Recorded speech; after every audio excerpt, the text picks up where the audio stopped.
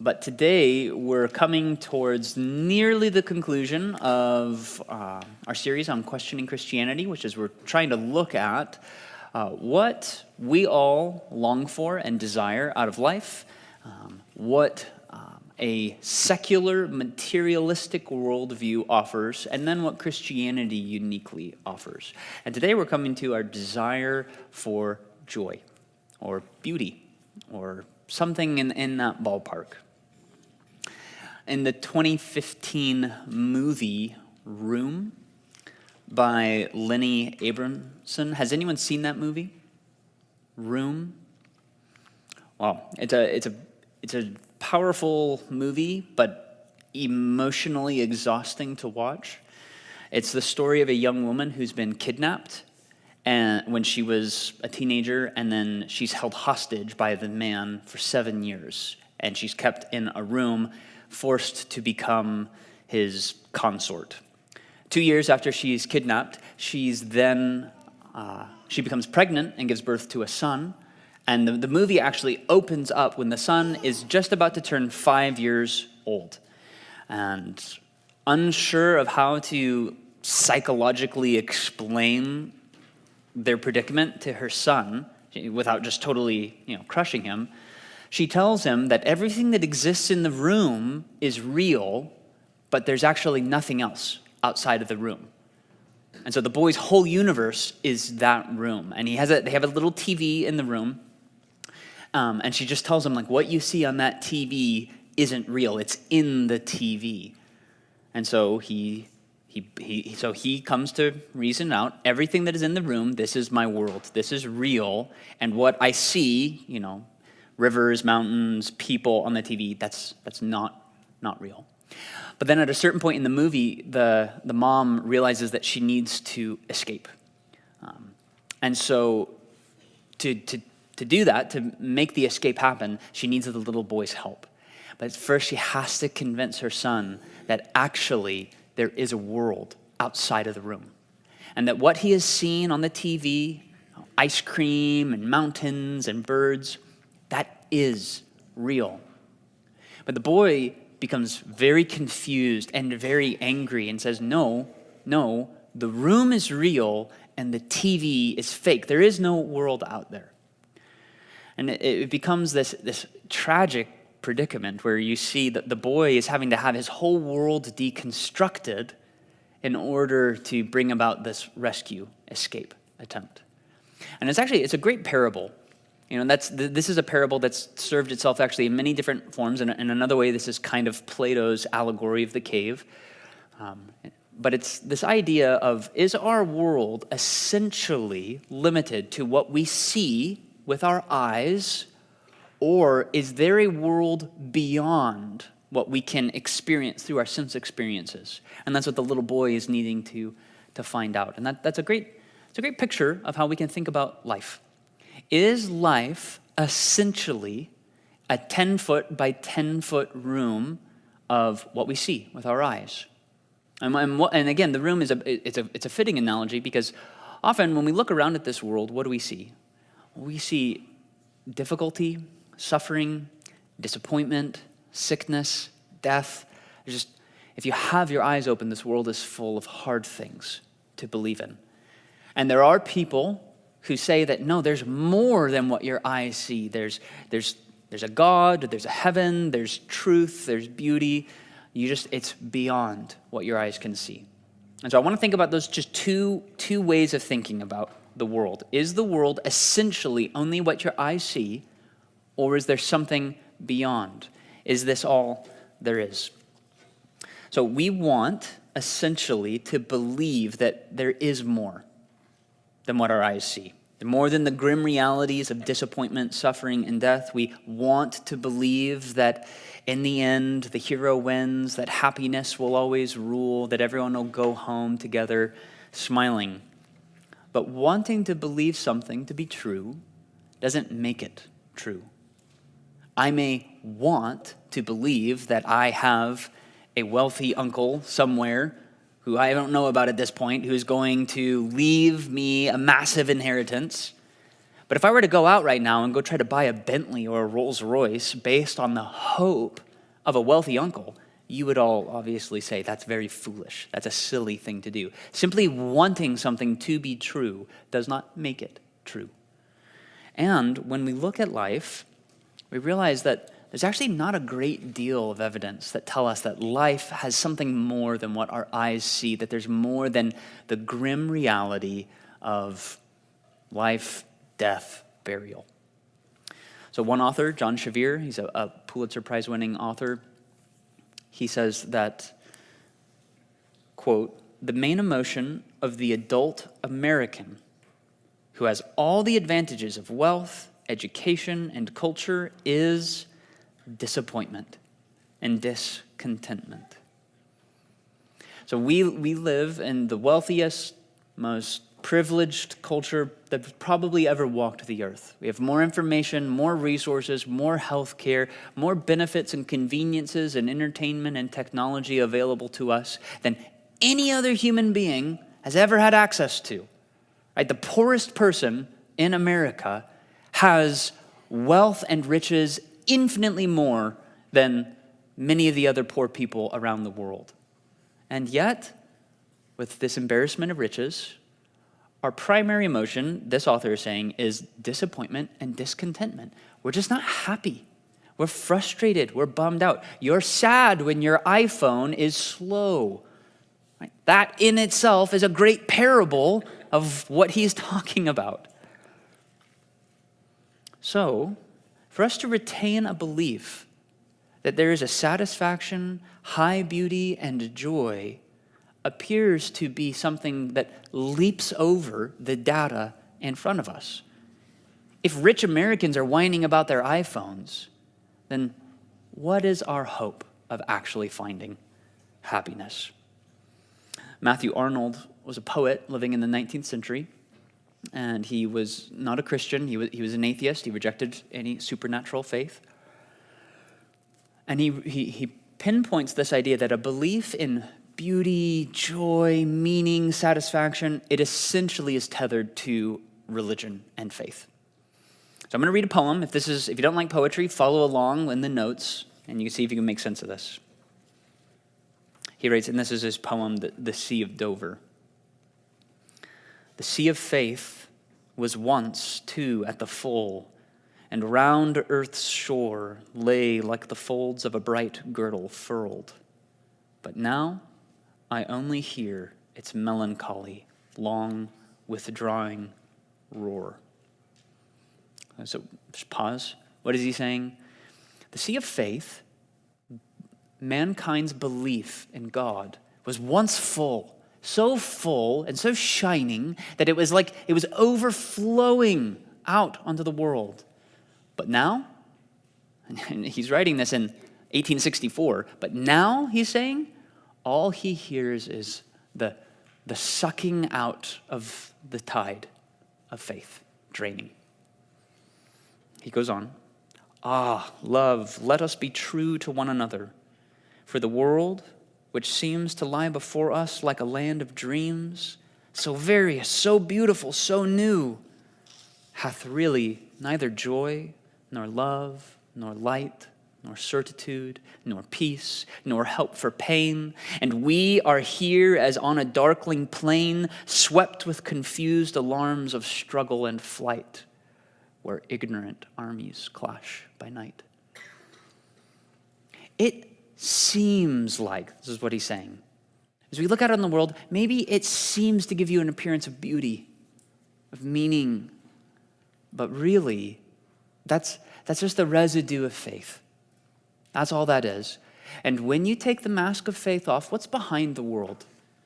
Well, there's no light, there's no joy, there's no love, there is no certitude, there is no peace, there's only pain and darkness and ignorant armies clashing by night. It is a painful world. The world is hard. Every parent who's ever leaned down to their child and said, life is hard, they're taking an approximation of what Arnold is saying here. Saying, hey, if you think that life is going to be simply just rainbows and lollipops and good stories, you need to realize that life is going to be filled with just terrifying heartbreak.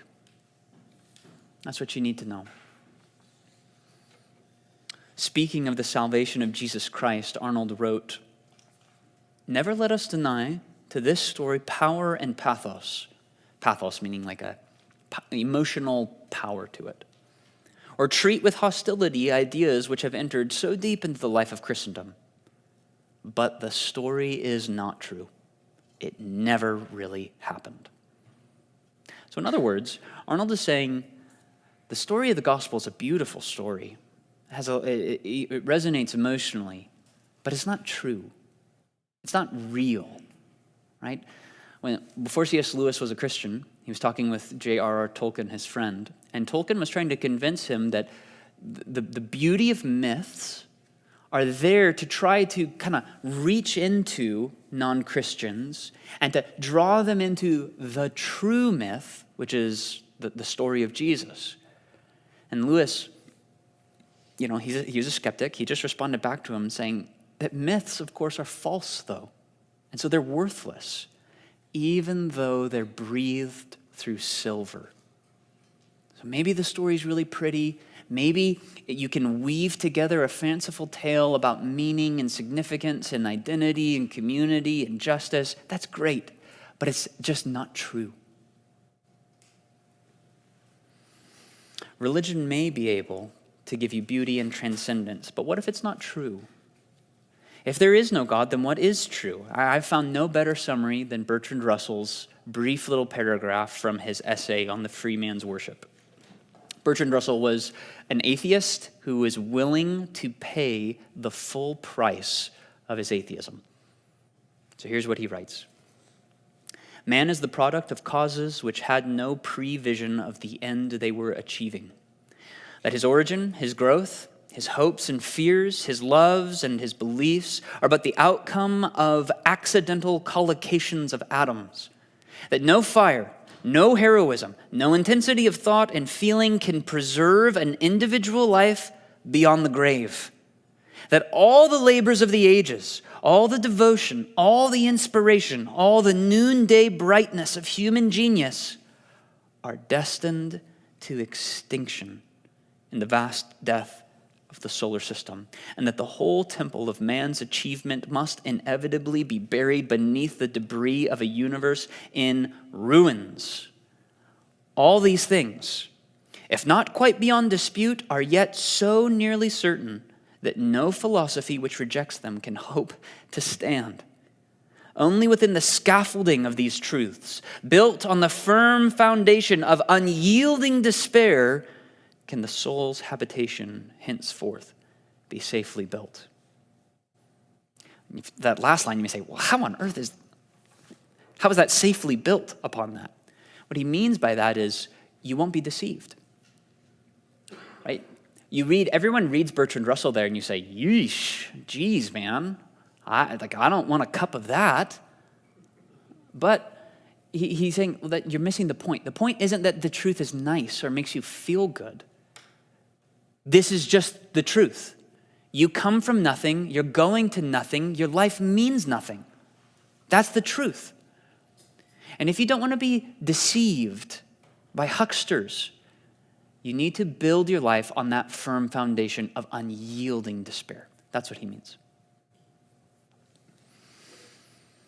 Now, I want to suggest to you two things that sound contradictory.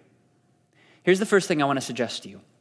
I think everyone in this room has had enough experience in life that has led them to see at least a sliver of truth in what these authors are saying. Many of you have experienced hard things, pain and disappointment and malaise and boredom and suffering. And there's a truth to that fact that life is really hard. It's not like life is just a vending machine of happiness. Often it's brutal. It's hard. What did Thomas Hobbes say that life was?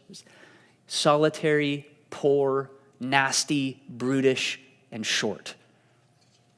Okay, that's a bit exaggerative, but still, we've had enough in our life where you've had someone be cruel to you, someone you trust has hurt you. Right? Dreams and ambitions that you had have turned out to not happen. You thought you were something, and you turned out to not be that, right? And so there's something in you, I want to suggest intuitively says, I see how someone could say, oh yeah, life isn't happy. Life's hard. But I also want to suggest something else. That there's something inside of you that when you hear Bertrand Russell and Matthew Arnold describe this life, there's something else inside of you that says, no way. Life is not like that. You've experienced moments in life that have led you to say, there's no way that could be true. The English philosopher Sir Roger Scruton, assuming the sir means he's been knighted. I don't know what it takes to be knighted, but I'm assuming that means he's kind of a big deal. Here's what he writes in one of his books. Anybody who goes through life with open mind and heart will encounter moments that are saturated with meaning, but whose meaning cannot be put into words. These moments are precious to us. When they occur, it is as though, on the winding, ill-lit stairway of our life, we suddenly come across a window through which we catch a sight of another and brighter world, a world to which we belong, but which we cannot enter. I think that you all know intuitively that you're not stuck in a 10 by 10 room. Or even if you feel like you are, you know there's more. There's a world out there. So let's look at the idea of there being more, that this world and what your eyes see is not all that there is, but there's more. Okay, here's what I want you to do. Consider your favorite memory. I don't know if you've ever tried to think that way. Just try right now. Think back. What's your most precious memory? The sweetest moment that you have, that you cherish. What did you experience when all of the circumstances clicked into place for you and life handed you something precious? Something you wanted to use almost maybe the language sacred? A moment that seemed to reach down elbow deep inside of you. Grab the very knot of your being and yank it down deeper into you so that you experienced a depth and a profundity to a moment that you had yet experienced. I can think of a couple of those moments in my life, right? The massive moments, my wedding, watching my bride walk down the aisle, holding my firstborn son for the first time. But let me just pick something more basic so that you realize that this isn't only tied to like serious life events. I think when I was about 18 years old, I was taking my little sister on a birthday trip to Seattle. And we were going to an event that was that night, so we had woken up in the dark of the morning and had left. And as you're driving in, many of you have probably made this trip, right? After you get past Yakima and Sela, you enter into this like barren wasteland of nothing for a long time. And it's just this long, empty space where it's just tumbleweeds and dirt and dry ground as far as the eye can see. But just outside of Ellensburg, before you get there, you go up this long, big hill, and then you come up over that hill, and it's like God spilled a bucket of green paint down the hillside. The grays and the browns just click off, and there's this pool of green ahead of you. So we're making this drive, and I had to have made this drive before that, but the sun was just rising, and so we come up over this hillside. I remember the song that was playing on the radio. It was White Winter Hymnal by Fleet Foxes is playing. And I was so taken aback by the scene that I pulled over and I stepped out, and the air was crisp and cold. I could look out and I could see just little dots of farmhouses as the golden sunlight just spilled down into the valley. And just a sweeping experience of transcendence came over me. An emotional awe and profundity that I knew in that moment there's something big and good and glorious, and it's like I've I've stepped into it for a minute. And I've never been able to recreate that experience, though I've been back to that hill and I've driven over it several times. There's a scene in The Hobbit where the dwarves and Bilbo are going through Mirkwood and they're lost and they're hungry and it's dark and they don't know if they're going to get out. They're hopelessly confused. But then they see off in the distance a glow of light and they smell food.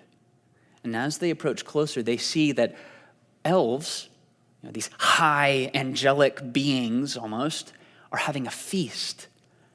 But as soon as they step out to join the feast, the lights turn off and the elves disappear.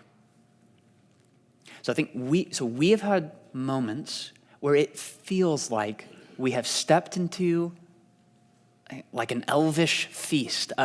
We've walked into something that was not made for us or we didn't come from, but we feel like, I want this more than anything.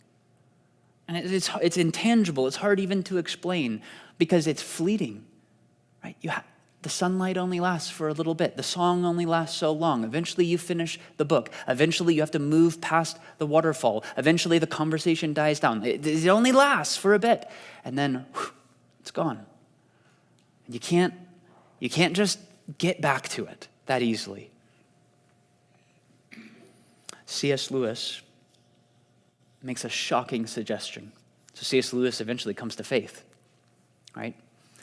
And he thinks about this desire maybe more than anyone else. The books or the music in which we thought the beauty was located will betray us if we trust to them. It was not in them. It only came through them.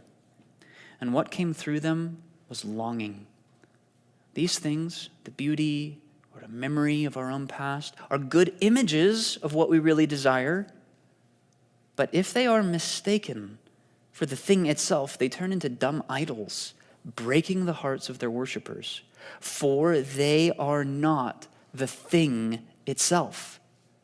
They are only the scent of a flower we have not found, the echo of a tune we have not heard, news from a country we have never yet visited. So, Lewis's provocative idea here is that those moments of transcendence, of beauty, of feeling like you've stepped into something wonderful, it's actually not found in the thing itself. That's why I can drive back up to that hillside now, stand in the exact same moment. I could turn the radio back to the Fleet Foxes song. I could wait till sunrise, and I wouldn't be able to recapture it. It's not in the valley. And whatever the moment is for you, it's not actually in that thing. They're not containers, they're windows. And these windows simply appear at certain moments. Right? Like the children in the Narnia Chronicles, they just are swept up into Narnia different ways without their control. It just comes unbidden to them.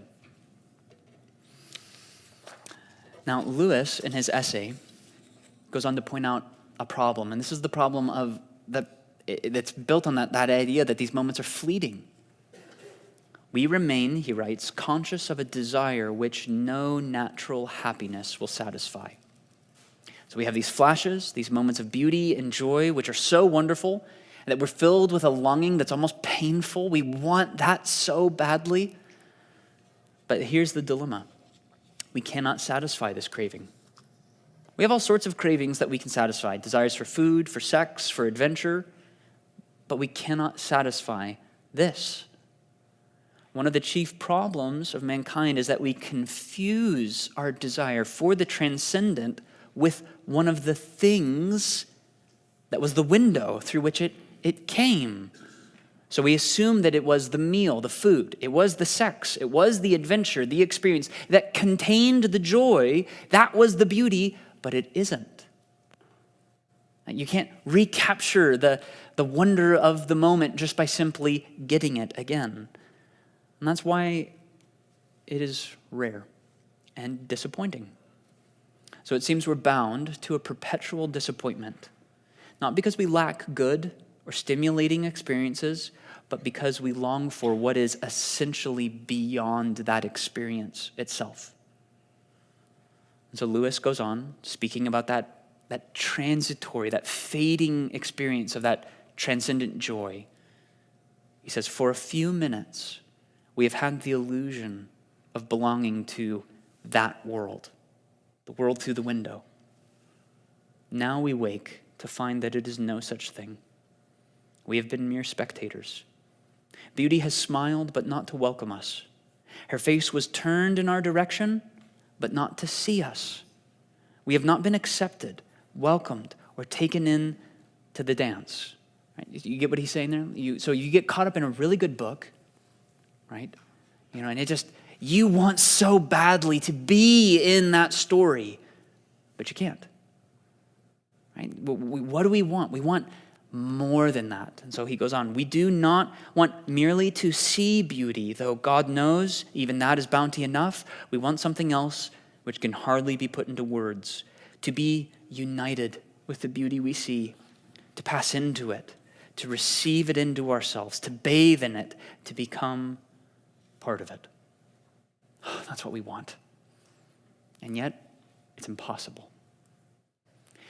And that in itself is what leads someone to a perspective of nihilism. To someone like a Matthew Arnold to say, there's no point. See, the only way that you can live in this world of high beauty and transcendence and vaulted kind of fantasy is if you're just deluded. But that actually, the frustration of it, C.S. Lewis uses to make one of, I think, the most provocative arguments for the existence of God. So let me lay the argument out for you in the form of a syllogism. So Peter Kreeft is a Catholic philosopher, and he's put this into a helpful syllogism. Premise 1, every natural innate desire in us corresponds to some real object that can satisfy the desire. Premise 2, but there exists in us a desire which nothing in time, nothing on earth, no creature can satisfy.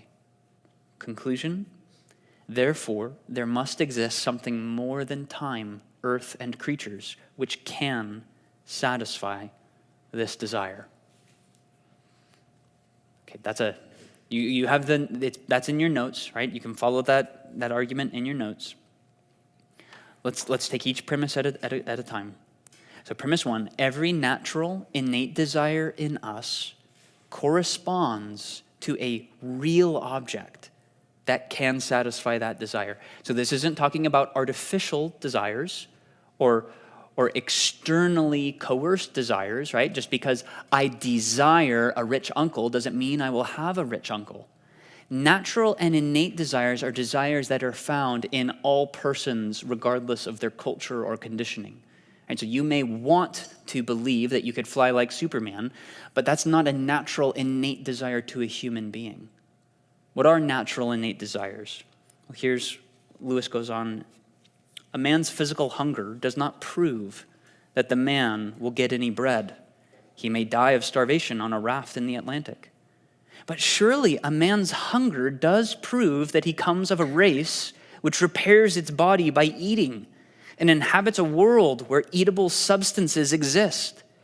In the same way, though I do not believe, I wish I did, that my desire for paradise proves that I shall enjoy it, I think it a pretty good indication that such a thing exists and that some men will.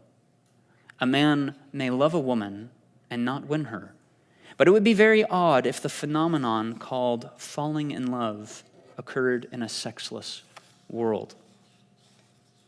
So do you see the logic of what he's saying? If you fundamentally have a desire for something transcendent, and that is an innate natural desire of all human beings, then the only way that you should have that desire is if there is a transcendent reality which that desire corresponds to. Premise 2, Kreeft says that there is nothing in this world. There is nothing in time, on the earth, and creatures that can satisfy that desire. Right? And this is just appealing to the common experience of human beings. Right? So King Solomon, in the book of Ecclesiastes, he gives himself over to every possible pursuit of pleasure. And what does he find? It's meaningless, it's pointless. And if you read Ecclesiastes, you realize he's not just giving himself over to women or to drinking. I mean, he gives himself over to sophisticated pleasures, architecture and education and morality. He's not just, going to Las Vegas and blowing a bunch of money. But yet he finds out that it doesn't matter what you do. You're going to die. And when you die, that's it. There is nothing, he argues, under the sun which can satisfy you. Right? And if there was something that could, man, we would know about it, wouldn't we? Jean-Paul Sartre, the atheist existentialist, says, there comes a time when one asks, even of Shakespeare, even of Beethoven, is that all there is? So, Lewis's conclusion, there must be something. If I have within myself desires for a transcendent reality, there must be something transcendent. He says famously, creatures are not born with desires unless satisfaction for these desires exists. A baby feels hunger. Well, there's such a thing as food. A duckling wants to swim. Well, there's such a thing as water. Men feel sexual desire. Well, there's such a thing as sex. If I find in myself desires which nothing in this world can satisfy, the only logical explanation is that I was made for another world. Now, that is a great argument for theism in general. But let me just push the lever a little bit towards the uniqueness of Christianity. The uniqueness of Christianity isn't just that there is a transcendent realm, an afterlife, a spiritual world. Right? Thus far, anyone of any religious persuasion could be tracking with me. Right? All I've done thus far is show that our intuitive, existential experience makes it obvious that a life where we are pure materialists, as in the only thing that exists is matter, what your eyes see, doesn't make a lot of sense. But what does Christianity uniquely offer? Christianity uniquely offers the fact that the God who is in that transcendent realm has actually come down to us. He has pushed through the curtain of this earth, and he has come in the person of Jesus Christ, the Lord of glory. And not only that he has now bought our salvation for us by his own death, and he has set before us this glorious future where we will be welcomed in. A land of transcendent realm, beautiful and glorious, right? We all want that. Yet the reality is that if there is a God, a personal God there, then what does he think about us? Christianity does not leave you to speculate, does not leave you to wonder, does not leave you to sit and to think about, well, gosh, what about the bad things I've done in my life? There is an impersonal God who answers and who deals with your sin and who has come to you and has laid before you just infinite promises of glory for you. Listen to this last line from Lewis.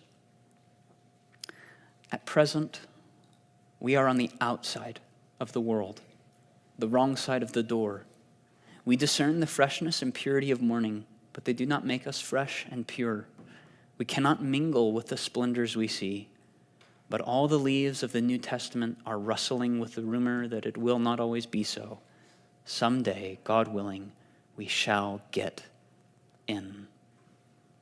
That's what Jesus has come to offer, a welcome in to the world that we long for so badly. Okay. Now, the reason why we've been doing these talks is I've been trying to give you, one of the great benefits of apologetics is it just kind of helps strengthen our own faith. When we see that there are good arguments for the faith, and there's good reasons to see how weak maybe some of the counter arguments are, that's just spiritually edifying and encouraging for ourselves. But also, the larger reason why I'm wanting to do this is to provide you opportunities to think about how to talk with skeptics or people who are questioning Christianity. So what I've been trying to do is just provide, hey, here are these big issues, and here's kind of how I try to approach this with unbelievers. This argument is probably my favorite argument to use when I'm talking with a non-Christian because it's intuitive, right? It relies so much on just your felt experience. Everyone feels and experiences that reality that, yeah, life's hard and disappointing. Yet we chafe at it. Yet we feel like, man, it shouldn't be this way, right? I shouldn't be disappointed. I shouldn't be heartbroken. I shouldn't have to say goodbye to those who die. Right? There should be a happy ending. And so I think this is maybe one of the best places to start when I'm talking with someone. And so when I'm talking with someone who's not a Christian, I'm always trying to look for opportunities to appeal to their intuitive recoil at that hard ugliness of the world. And in that sense, that like, man, I feel like I wish things were different. And their positive longing for more. I want glory. I want beauty. I want transcendence. I want to be welcomed in. And I'm always looking for opportunities to just kind of hop onto that and then point in this way. Beauty is intuitively experienced, right? Like you don't need a logical argument for why a sunset is beautiful.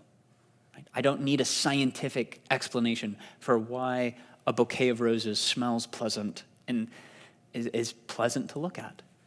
So that's why this is if you feel particularly intimidated about talking with non-Christians about like their arguments, or maybe you have a non-Christian in your life who's just like smarter than you are and you feel intimidated to talk with them, this is a great place to go because it's going around maybe some of their rational defenses and appealing to that kind of emotionally intuitive part of them where they sense like, yeah, I feel like a kid who's been locked in a 10-foot by 10-foot room, and I feel like there's a world out there. You can come in and say, there is, and it's far better than you ever thought. Really, in a lot of ways, this is just talking about the hope of heaven. That's what this is talking about here. Okay, let's take the rest of our time then to go through some questions. If you have any questions in response to that, if there's anything you want some clarification on, or if you were imagining what a skeptic might say in response, take the rest of our time to maybe interact with those.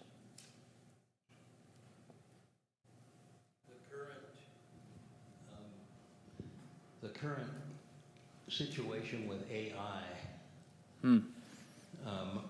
Arnold's statement about it, the story is not true, it never really happened, Yeah. is being lived out in this current situation with AI. If you've heard or followed, there's a lady called Karen whom you can have a relationship with through AI. She's not real. Mm-hmm. And there are, I forget, I heard a number today, there are like 15 or 25,000 people are in relationship with her through AI, and there's a waiting list that's greater than that. So where I'm going with that is the despair of the philosophy of Arnold and others somehow causing people to want that kind of thing even though they know it's not real. I don't know if I could even express it, but I thought about that one. Yeah, that's a great question. Yeah, I mean, I think that's evidence of, despair, great despair. If you're willing to have a relationship with something that is essentially, not a human, then, I mean, what a great tragedy. That sounds like a dystopian, scenario. And what hope do you have? No hope. Mm-hmm. If you know no reality of the concept of true relationship. Yeah, I think. God has created us See, but that's what I would. Human beings, like human nature, is malleable, right?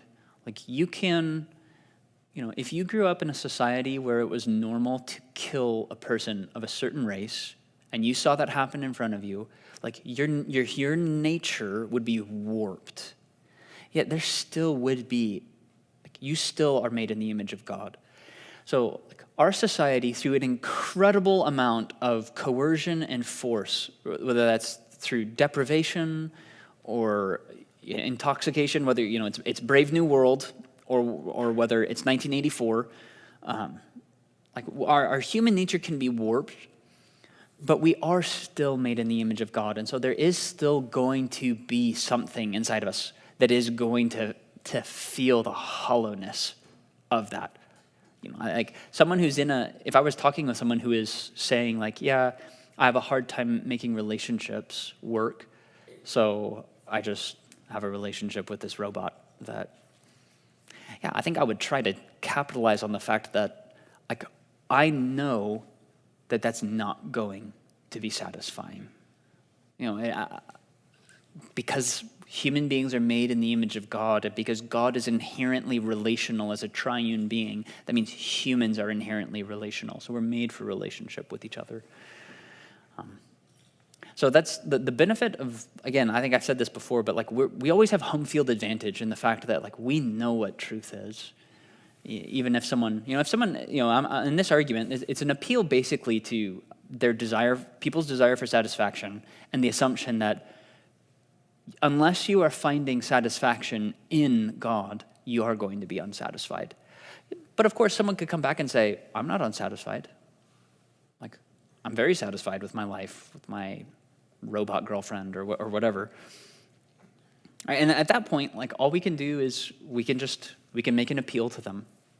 Like, this argument isn't like a logical proof, even though, I laid it out in a syllogism there. But this is rather, we're saying, I'm appealing to the image of God in you.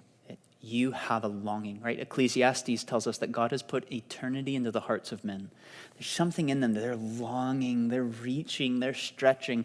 They may be turning to an AI girlfriend out of a desire for that. I think it was Augustine who said, every man who goes through the door of a brothel is really just looking for God. We're made for God. And so when we don't worship him, we turn to what Lewis said, to dumb idols. Right? And so we think, oh, here's where the joy, here's where the beauty is. And we try to find it there. So but we have the truth. We know where the bread can be found to feed hungry people. And so we can appeal to them. But they might say, no, I'm not hungry. I'm happy making mud pies. And at that point, we just appeal to truth. And then what else can we do?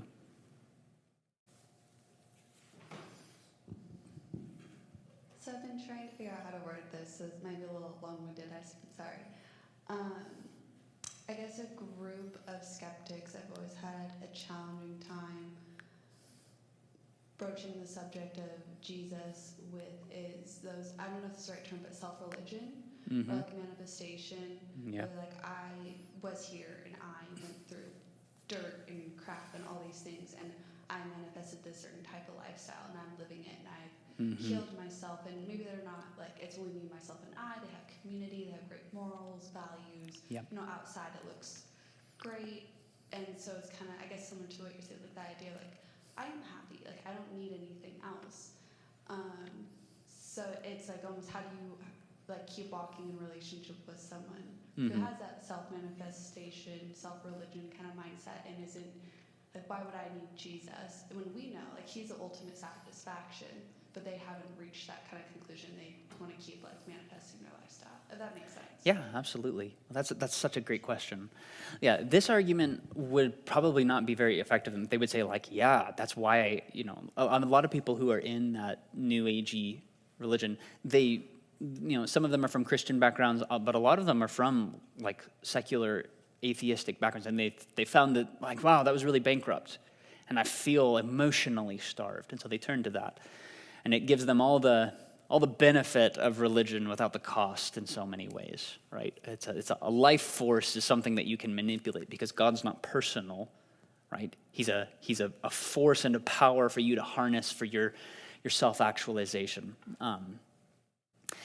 So what this argument would do would just show them that coming to Christianity doesn't come at the expense of your desire for the noumenal, for the transcendent. That's what they're hungry for, right? And that's like, okay, totally, we get it. Like, there's a reason why pagans for thousands of years have worshipped trees and rivers and mountains, because we desire to look up at those moments and to. So this would just come along and say, you're not losing that in Christianity.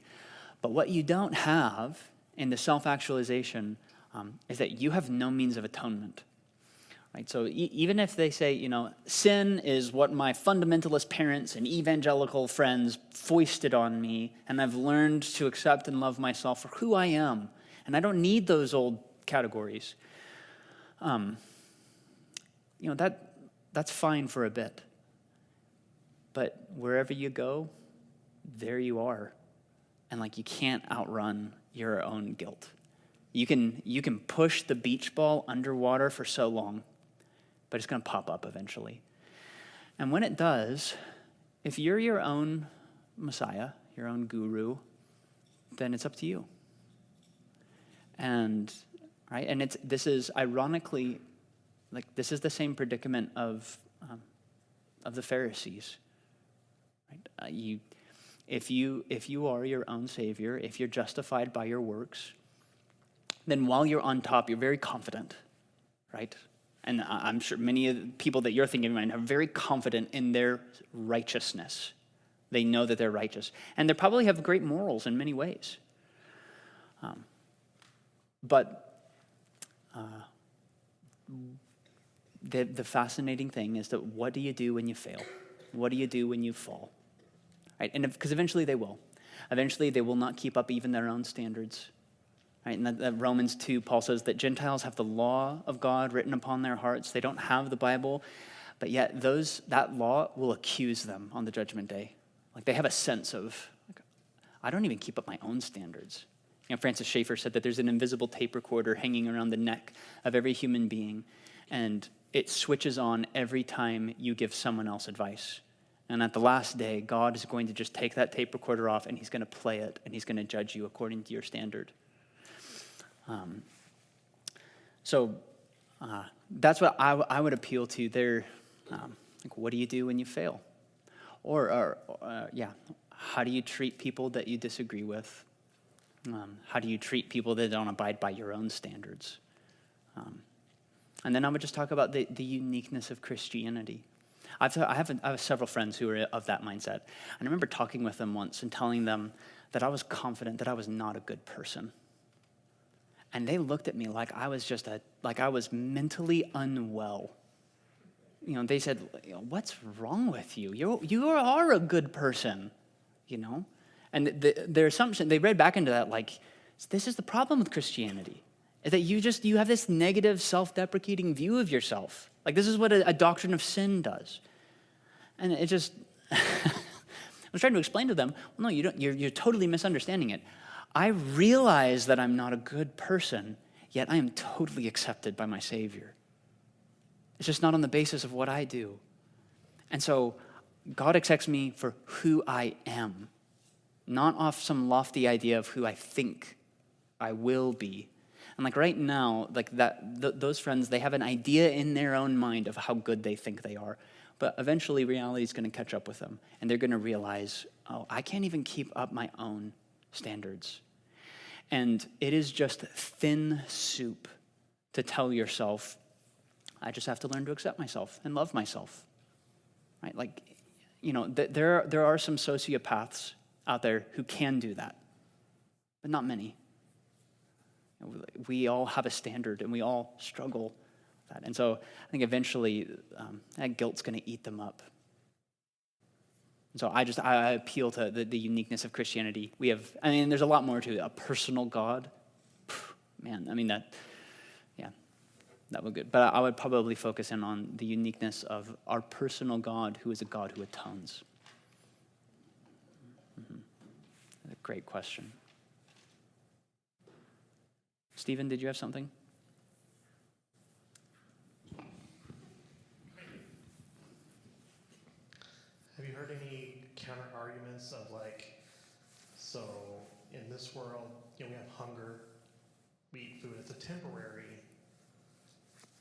satisfaction,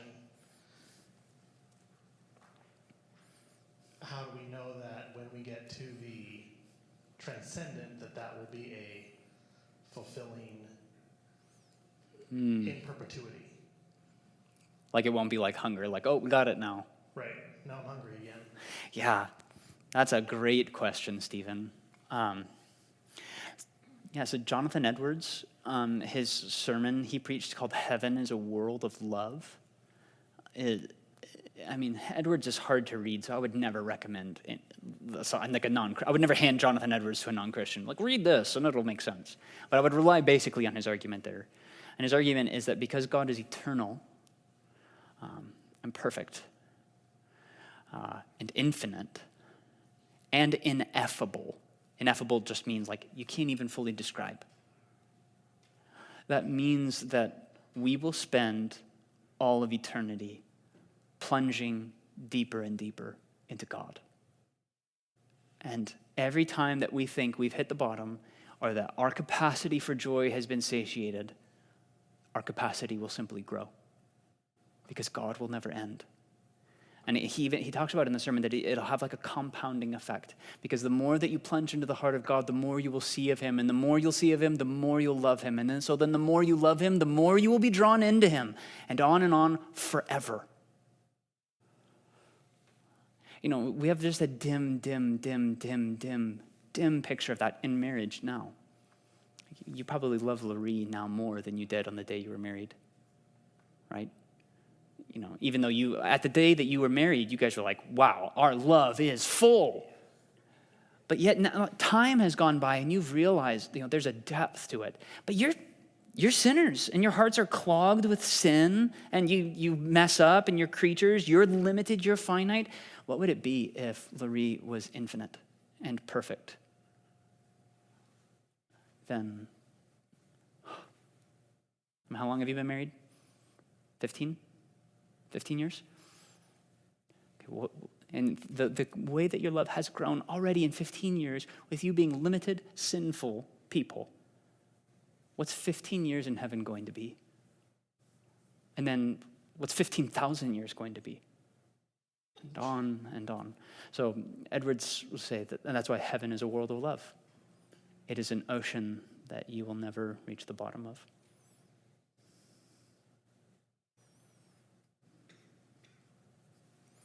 Okay, we're after our time, so we'll go ahead and end there. If you have any other questions, I'd be happy to answer them, but let me pray. Well, Father in heaven, God, we're so grateful that we're just not left to speculate. We're not left with just foggy longings for a transcendent something that we don't know. But God, we know the Lord of glory. And we know that our deep longing is located and fixed on a person that we will spend forever with. God, we long for that day. Oh, we long to see your face and to have this great ache of our heart be healed. So come soon, Lord Jesus. Bring your kingdom. In Jesus' name, amen.